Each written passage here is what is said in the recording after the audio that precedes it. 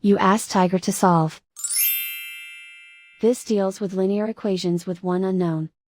The final result is x equals 7.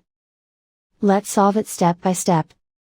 Group all x terms on the left side of the equation. Subtract 19x from both sides.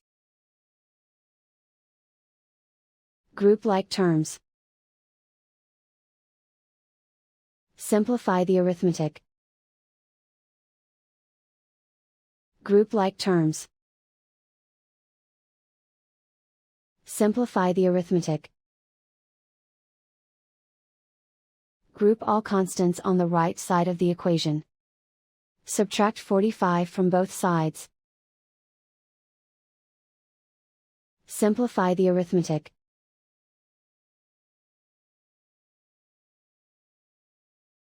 Isolate the x. Divide both sides by -6. Cancel out the negatives. Simplify the fraction. Cancel out the negatives. Find the greatest common factor of the numerator and denominator.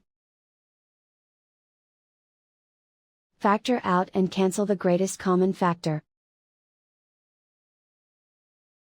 And so the final result is x equals 7.